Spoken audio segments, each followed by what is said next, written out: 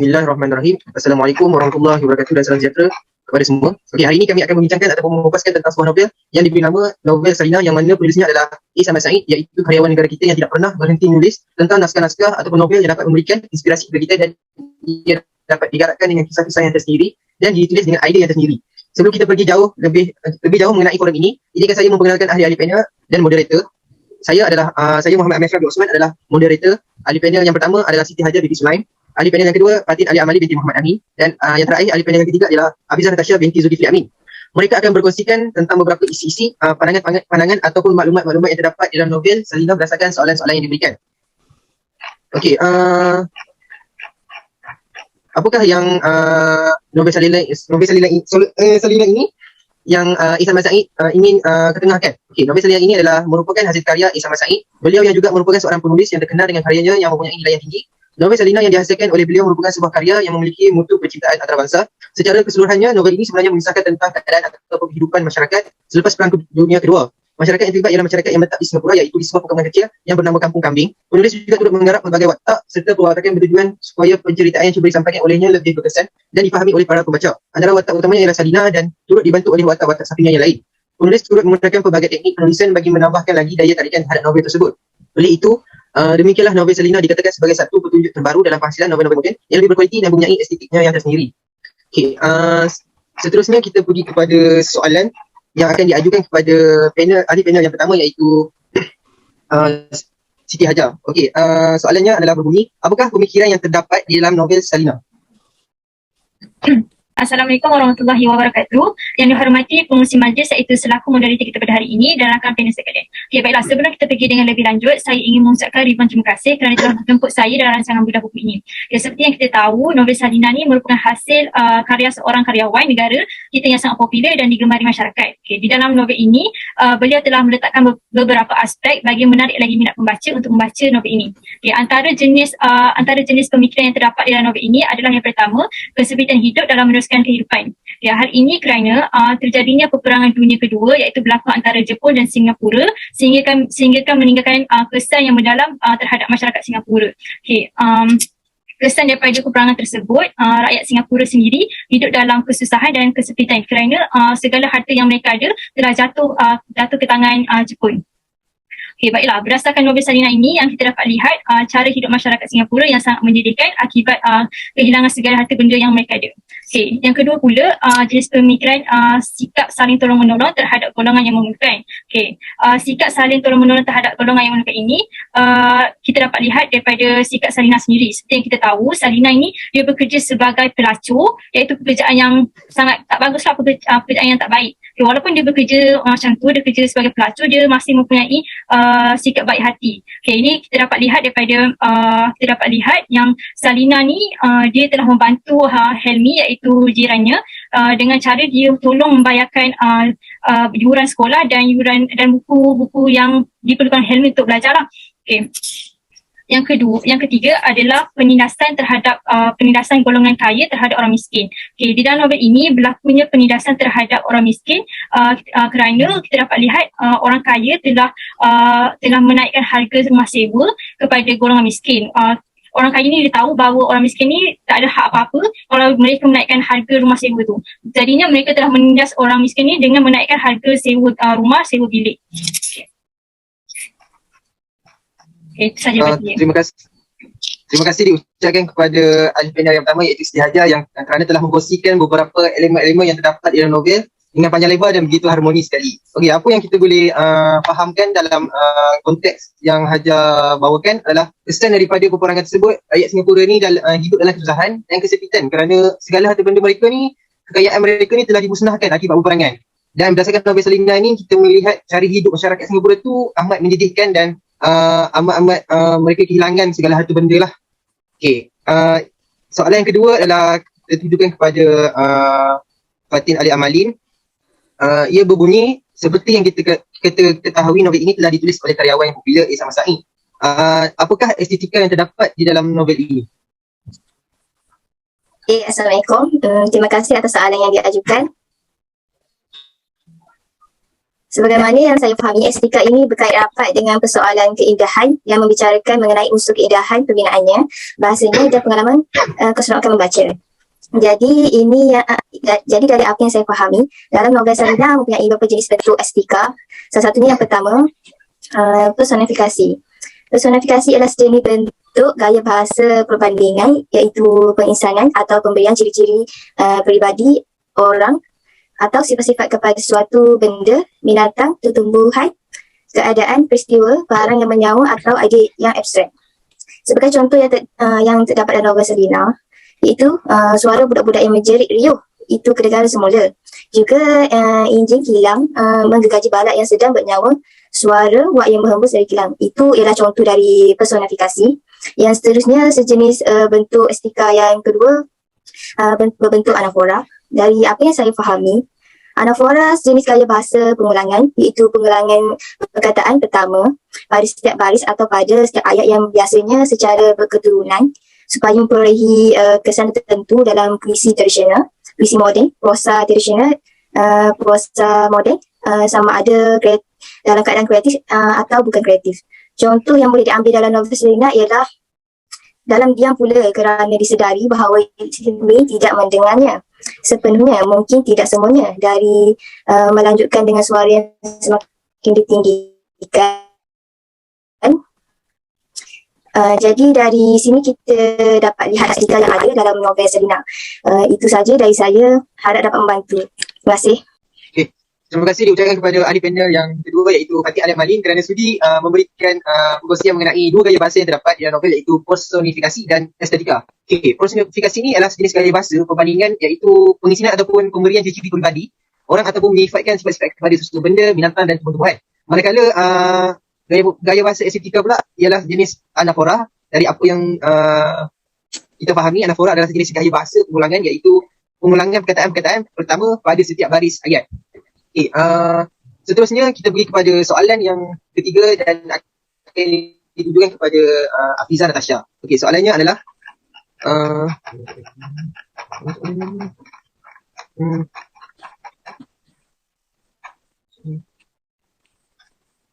soalannya adalah, jikalau tidak keberatan, bolehkah Cik Afizah menerangkan apa itu kepengarangan yang terdapat di dalam novel Selina ini? Bismillahirrahmanirrahim. Pertama sekali, terima kasih Cik Amin selaku kita pada hari ini. Jadi baiklah, saya akan menerangkan apa itu dimaksudkan kepengarangan dalam novel Selina ini. Kepengarangan adalah pada keterampilan, kecerdikan dan kearifan seseorang pengarang itu dalam berkarya, iaitu A. Samad Said.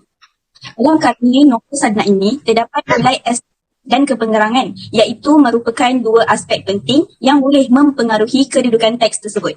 Oleh itu, saya akan menerangkan bentuk penulisan yang terdapat dalam novel Selina ini, iaitu berbentuk autobiografi. Berbentuk autobiografi kerana pengarang sendiri yang mengarang ceritanya. Novel ini juga membongkar keperitan hidup masyarakat Melayu di sebuah perkampungan kecil di Singapura akibat Perang Dunia Kedua. Ia ditulis berdasarkan kesan pengalaman hidup yang musnah dalam peperangan, iaitu pengalaman langsung pengarang sebagai mangsa perang ketika itu. Sehubungan dengan itu, terdapat dua teknik penulisan yang saya dapati dalam novel ini, iaitu teknik dialog dan teknik monolog dalaman. Menggunakan teknik dialog ini untuk menunjukkan interaksi antara satu sama lain ketika berbual dan menjadikan cerita lebih hidup serta dekat dengan pembaca. Teknik ini juga dapat menarik minat pembaca. Selain itu, teknik monolog dalaman ialah teknik yang menonjolkan watak ketika berkata-kata di dalam hati tanpa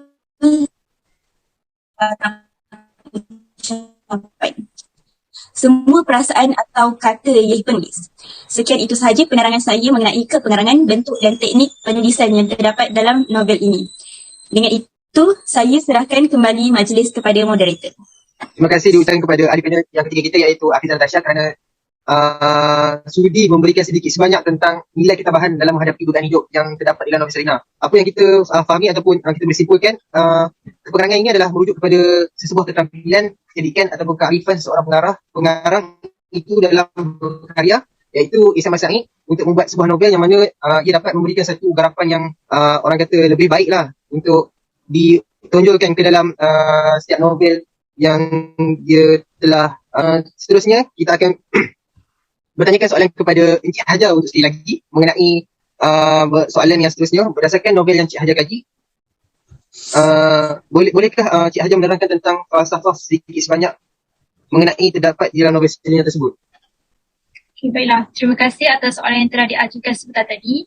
Baiklah, untuk pengetahuan kawan-kawan di dalam novel ini, terdapat beberapa elemen falsafah yang terkandung di dalamnya supaya ini lebih menarik para penonton. Antaranya adalah falsafah dari segi sosial, iaitu gambaran kehidupan realiti manusia. Di dalam novel ini, penulis telah memaparkan gambaran sebenar golongan masyarakat yang menjadi mangsa akibat Perang Dunia Kedua sehingga membawa kesengsaraan dan kemiskinan kepada mereka. Ada juga segelintir masyarakat yang terlibat dengan kehidupan yang tidak sihat.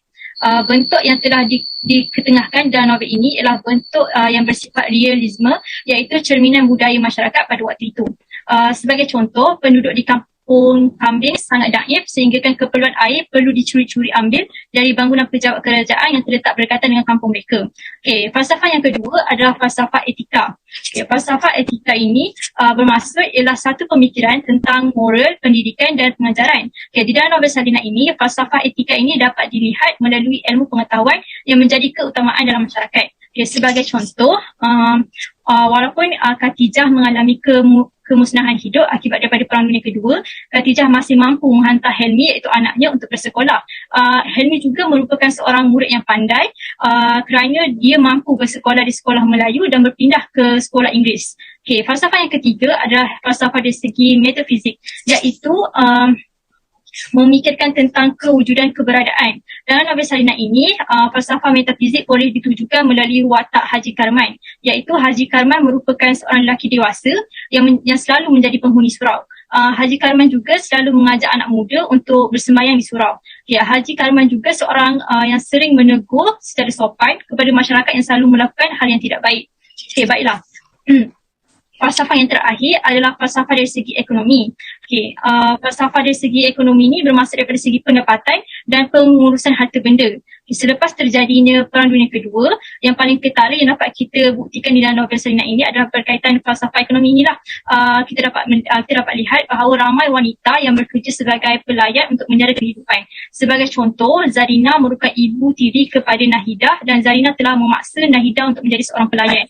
Seterusnya adalah watak Sunarto, iaitu beliau seorang anak muda yang saban hari bekerja sebagai pembawa beca dan dia membawa becanya itu untuk menyara keluarga angkatnya, iaitu Zarina dan Nahidah. Sekian itu daripada saya. Terima kasih sekali lagi diucapkan kepada ahli panel kita yang pertama, iaitu Siti Hajar, kerana sudi berkongsi tentang beberapa falsafah. Memang agak panjang dan agak lebar dia punya kebetangan. Apa yang kita tahu ada 4 falsafah, iaitu falsafah sosial. Yang pertama, falsafah etika. Yang kedua, ketiga adalah falsafah fizik dan keempat falsafah ekonomi. Dalam pelbagai falsafah ini terdapat berbagai-bagai segi sosial atau penggambaran hidup realiti manusia yang di dalam novel ini memaparkan gambaran sebenar golongan-golongan masyarakat yang menjadi mangsa akibat Perang Dunia Kedua sehingga kan membawa kesengsaraan dan kemiskinan kepada mereka. Ada juga yang segelintir masyarakat yang terlibat dalam kehidupan yang tidak sihat dan sebagainya. Seterusnya kita pergi kepada soalan yang untuk panel ahli kedua kita, iaitu Fatih Ali Amali. Sebagaimana yang kita tahu, setiap novel yang mempunyai nilai ilmunya yang tersendiri. Jadi boleh ke Encik Amali menjelaskan beberapa nilai yang terdapat di dalam novel Selina ini? Terima kasih sekali lagi kepada Encik Amir atas soalan yang diberikan. Dari apa yang saya tahu, berdasarkan karya model yang dikaji, iaitu novel Selina, terdapat beberapa ilmu yang telah dikenal pasti dalam kepengarangan Is Ahmad Said, seperti ilmu pertukaran, ilmu ketenteraan, ilmu agama dan ilmu budi bahasa. Di sini saya akan menerangkan 2 ilmu yang terdapat dalam novel Selina, iaitu nilai ilmu ketenteraan. Yang pertama, ilmu ketenteraan bermaksud ilmu yang berkait rapat dengan perihal peperangan. Is Ahmad Said memasukkan nilai ilmu ketenteraan dalam novel Selina secara tidak langsung. Hal ini demikian, peperangan banyak memberi kesan kepada masyarakat yang terlibat, termasuklah diri sendiri. Ilmu ketenteraan hanya dicirikan secara asas saja, seperti latihan-latihan yang dijalankan oleh anggota tentera, seperti yang dialami oleh watak klasik Selina, iaitu Muhammad Yusuf. Seterusnya, saya akan terangkan mengenai ilmu budi bahasa. Ilmu budi bahasa ini selanjutnya diketahui dalam masyarakat setempat, terutama kaum Melayu, tentang etika dalam berbahasa.